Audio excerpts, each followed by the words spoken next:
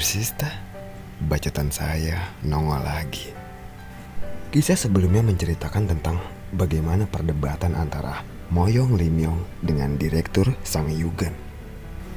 Dan ternyata Jun Yoon sudah berhasil menyusup ke sana.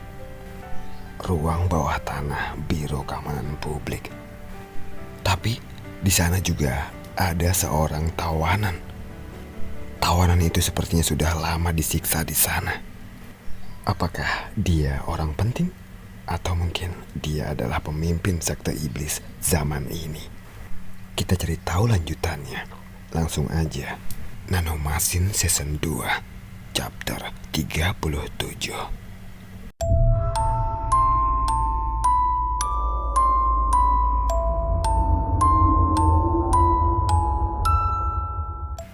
Bom nano meledak di beberapa bagian tubuh Direktur Sang Yugen.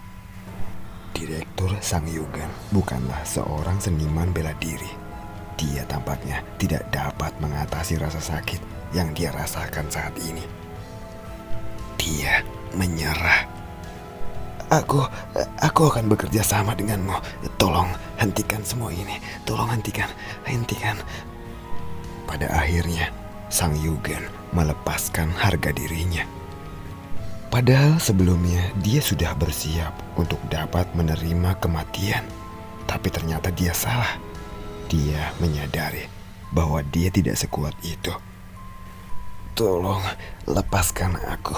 Tolonglah, ampuni aku. Sebuah bom nano meledak lagi di paha kirinya. Untuk sesaat dia bertanya-tanya, mengapa bom nano dalam tubuhnya meledak lagi? Karena kebingungan, Sang Yugen bertanya, Aku kan sudah berkata, aku bersedia untuk bekerja sama. Jadi mengapa Anda meledakkan lagi? Mengapa itu meledak lagi? Jawabannya sederhana. Aku suka anjing yang berperilaku seperti anjing. Setelah mengatakan itu, Jun Yoon mencoba menjentikkan jarinya lagi. Merasa terkejut dengan gerakan Jun Yoon itu, lalu Direktur Sang Yugen segera berlutut ke lantai dan berteriak,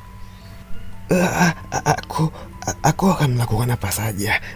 Jadi tolong kasihanilah aku. Jun Yoon menghentikan jarinya. Dia jadi lebih sopan sekarang. Sang Yugen yang benar-benar ketakutan bom nano dalam tubuhnya akan meledak lagi, menghela nafas lega. Tidak lama setelah itu terdengar pintu lift terbuka dan 3 orang keluar dari lift. 2 orang berseragam anggota Mobile Strike. Itu adalah Baek Jong So dan Geum Oh Yeon. Mereka datang dengan seragam dan helm tim Mobile Strike. Bersama dengan Nong Do-myung yang menjemput mereka di atas. Karena Nong Do-myung memiliki akses untuk mengaktifkan lift menuju lantai dasar.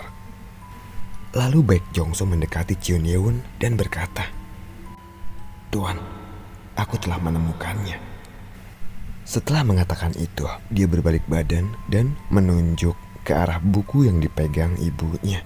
Namun, Geum Oh Yeon yang memegang buku dengan kedua tangan sepertinya memiliki ekspresi kebingungan. Meskipun dia memegang buku itu, dia tampak tidak merasa lega. Ini bukunya, Tuan. Apakah benar ini bukunya?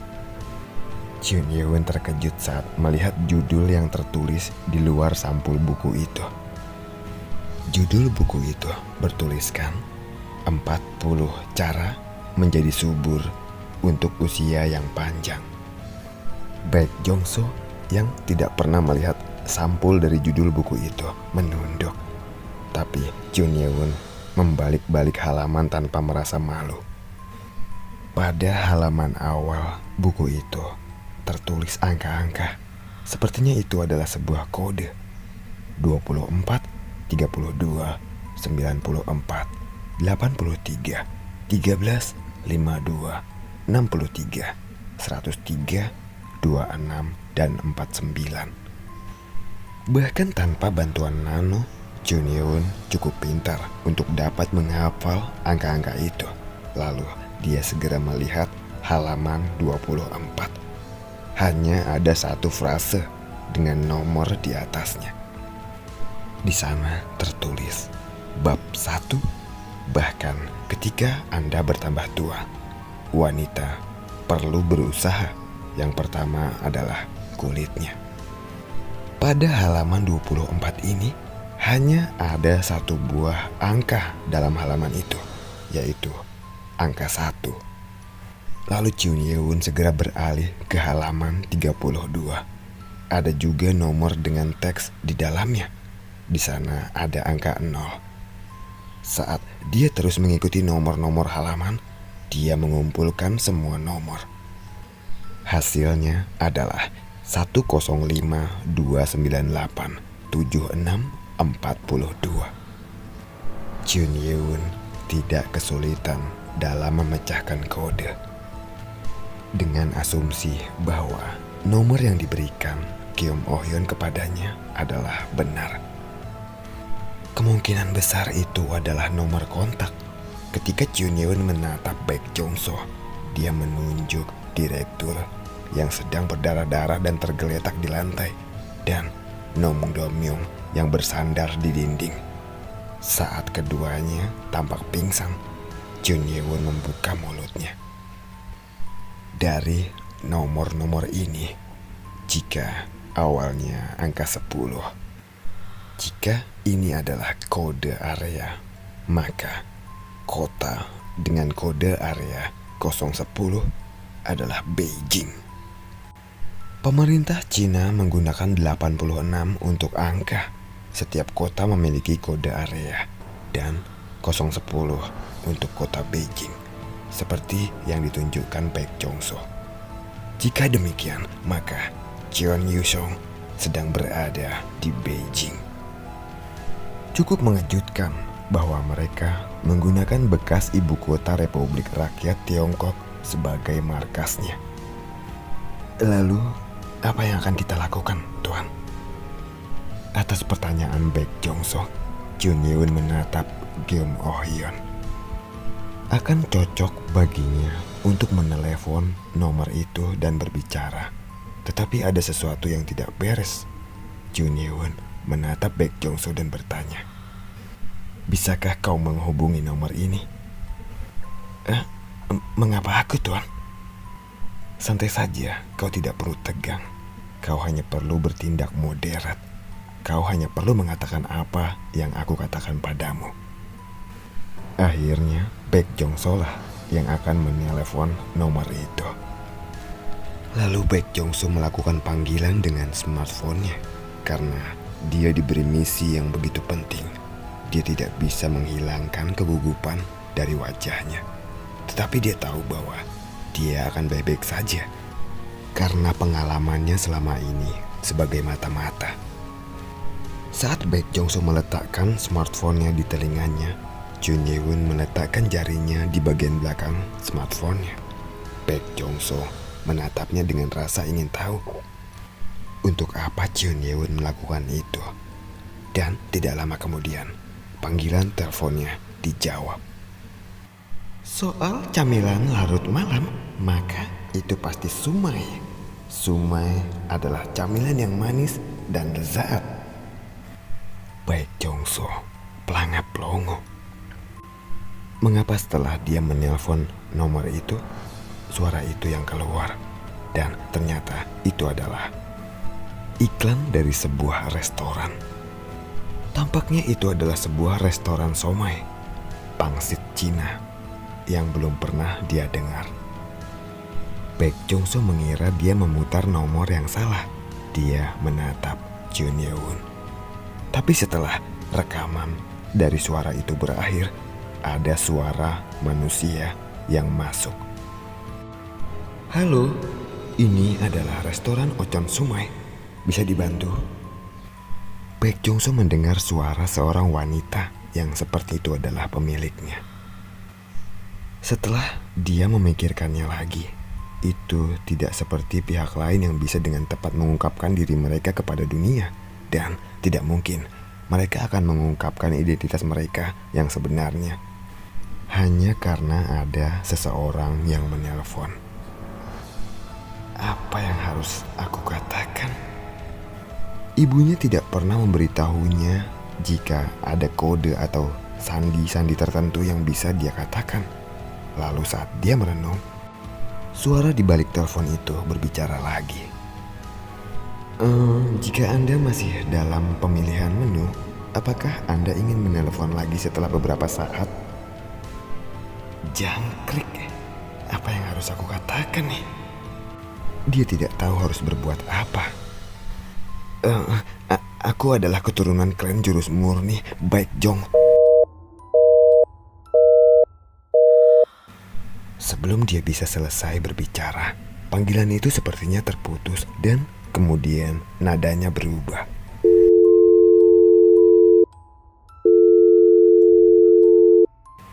Lalu terdengar suara seorang lelaki. Halo, siapa ini? Baek Jongso menelpon dengan menggunakan loudspeaker. Jadi ibunya, Keum Oh Yeon, bisa mendengar suara dari balik telepon itu. Dia mengangguk saat mendengar suara lelaki itu. Sepertinya itu adalah suara yang dia kenal. Lalu Baek Jongso melanjutkan. Apakah Anda adalah Go Wang Hyun? Siapa kau? Bagaimana kau bisa mendapatkan nomor ini? Dia terdengar kebingungan. Lalu setelah berpikir sejenak, Chun Ye-won memberitahu Baek Jongso tentang apa yang harus dia katakan.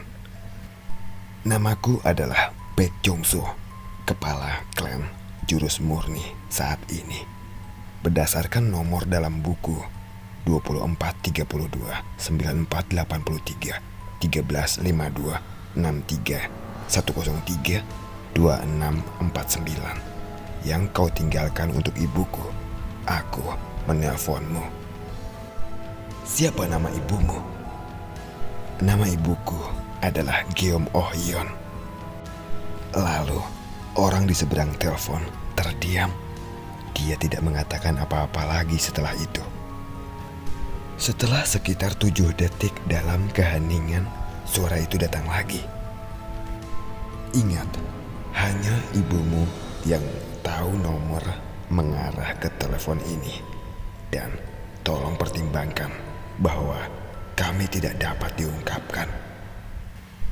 Baik, saya mengerti. Bagus. Kami tidak punya waktu. Jadi, mari kita bicara secara singkat. Ceritakan apa yang terjadi. Karena beberapa keadaan, sepertinya orang di seberang telepon itu tidak punya waktu untuk berbicara banyak. Baek Jongso merangkum apa yang ingin dikatakan Chun Ye-won padanya. Ada masalah. Ibuku telah ditangkap oleh Biro Keamanan Publik. Apa? Untungnya, aku berhasil menyelamatkan ibuku saat terjadi kekacauan saat gate terbuka di kota Shenyang. Suara manajer umum Go Wang Hyun tampak terkejut. Sepertinya situasinya lebih serius dari yang dia duga. Setelah beberapa saat, orang itu berkata, "Jika aku bisa, maka aku akan membantu Anda. Tapi aku tidak tahu apakah ibu Anda pernah mendengarnya atau tidak. Tetapi klan jurus murni dan kami saat ini memutuskan hubungan dengannya. Oh, bukan kami, tapi sekte. Seluruh sekte telah memutuskan hubungan dengannya." Baek Jongso mengerutkan kening mendengar itu. Meskipun dia sedang berakting, dia tidak mengharapkan situasi seperti itu muncul. Tadinya dia berpikir bahwa mereka mungkin akan datang dan menyelamatkan anggota sekte iblis yang sedang ditawan. Tapi tentu saja dia tahu bahwa mereka juga bisa meninggalkan mereka. Manajer umum Go, situasi dalam pihak kami tidak baik. Jika Anda membantuku kali ini, aku akan mendukung Jeon Yuseong sebagai kepala klan jurus murni. Baek Jong-soo melemparkan umpan atas perintah Jeon Yeon. Pernyataan dukungan dari klannya, salah satu dari 12 klan teratas. Karena dengan meninggalkan nomor kontak mereka kepada ibu dari Baek Jong-soo, artinya mereka punya harapan. Dan orang di seberang telepon segera merespons. Apakah ibumu juga menyetujui itu? Ibuku sangat menderita karena dia telah ditahan oleh Biro Keamanan Publik. Dia sedang tidak sehat, tetapi pasti dia akan setuju dengan apa yang saya putuskan. Baek Jong-soo tegang. Sekarang yang tersisa hanyalah bagaimana tanggapan mereka saat umpan diserahkan padanya. Apakah mereka akan mengambil umpan itu? Saat dia menahan nafas, suara Go Wang-hyun terdengar lagi. Ternyata ini benar-benar situasi yang sulit. Bagaimana kami bisa berpura-pura tidak peduli dengan seorang anggota ketika mereka berada dalam krisis seperti itu? Segera setelah peringatan gerbang dicabut di kota Shenyang, sekte akan mengirimkan anggotanya untuk memberikan bantuan kepada Anda. Dia mengubah kata-katanya. Baek Jong-soo menggelengkan kepalanya dengan wajah kecewa. Tapi suaranya tidak menunjukkan bahwa dia kecewa. Baik. Kalau begitu, terima kasih. Iya, sama-sama. Terima kasih kembali. Jika ini adalah nomor kontak Anda. Tidak. Sepertinya waktu telah habis. Upaya pelacakan masih berlanjut. Nanti kami akan menghubungi Anda lagi.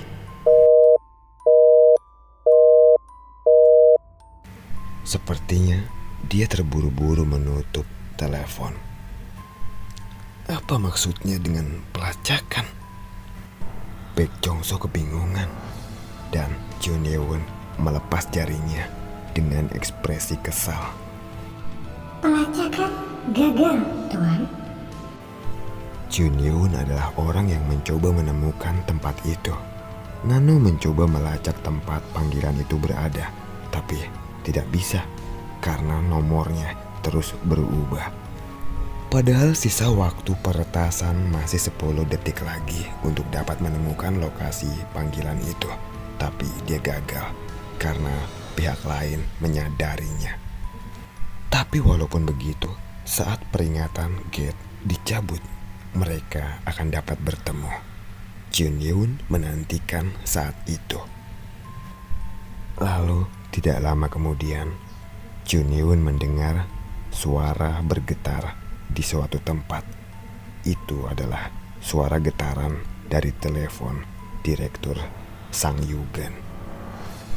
Saat dia memeriksa telepon Direktur Sang Yugen, nomor muncul di layar. Ini adalah nomor telepon dari ruang kendali lalu lintas dan situasi. Mungkin mereka memanggilnya. Lee Myung kenal dengan nomor itu. Dia langsung berkata seperti itu.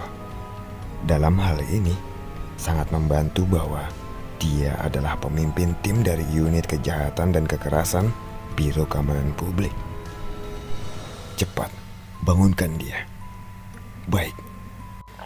Atas perintah Jeon Yeon, Baek Jong-soo melepas segel titik darah para direktur Sang Yugen.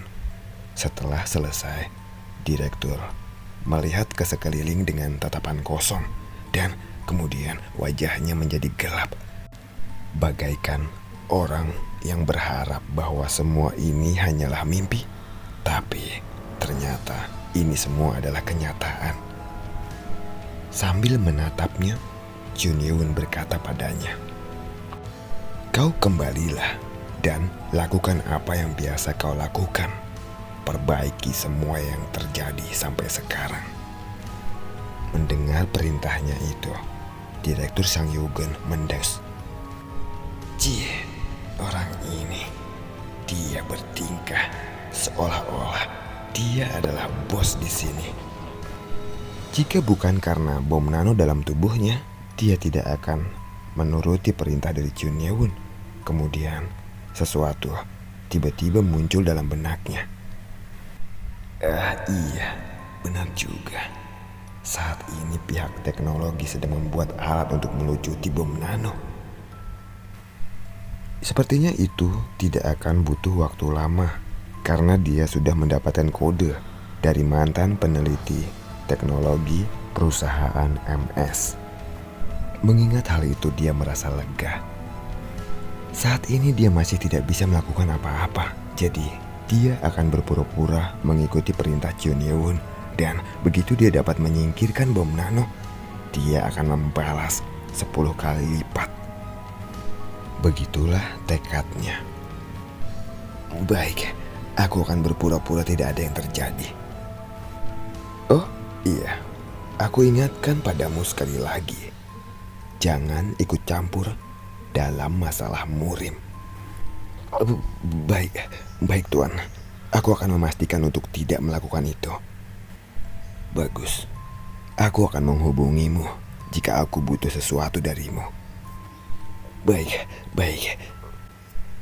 Chun Ye-won menatap Sang Yugen yang menjawab dengan patuh kepadanya. Baek Jong-so yang mengawasinya naik lift berkata, "Sepertinya dia lebih jinak dari yang aku kira." Chun Ye-won juga tersenyum dan berkata, "Iya, kita lihat saja nanti." Lalu seseorang mengintervensi percakapan mereka. Kupikir lebih baik kita pergi begitu kita selesai dengan hal-hal yang kita lakukan di sini. Itu adalah Lee Myung. Dia tidak ingin berada di gedung Biro Keamanan Publik lagi.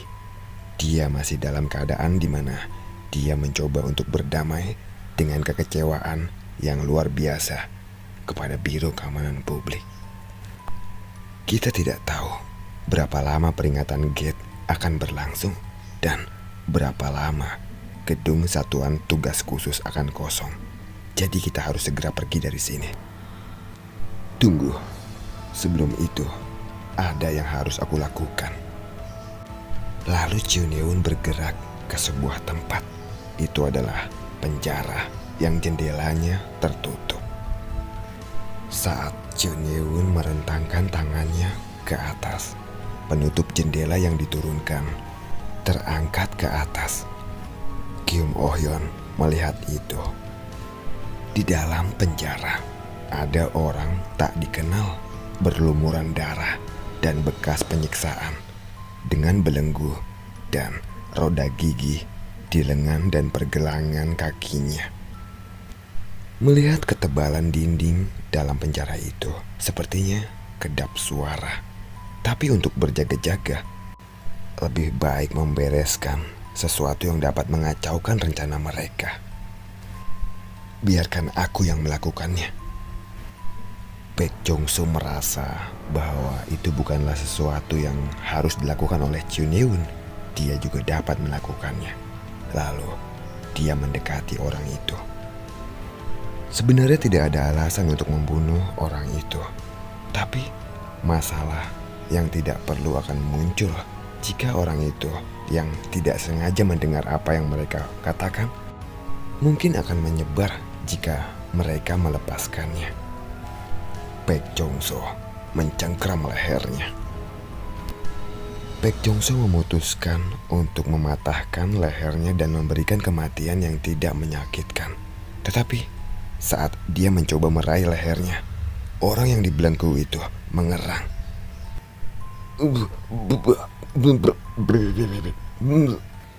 Ini aneh. Dia tidak memohon untuk hidupnya ataupun memberontak.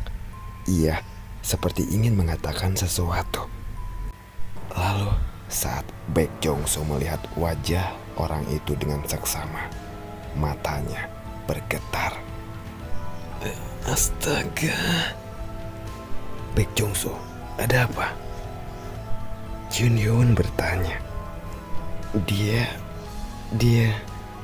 Dia adalah sang pembuat topeng, Tuan.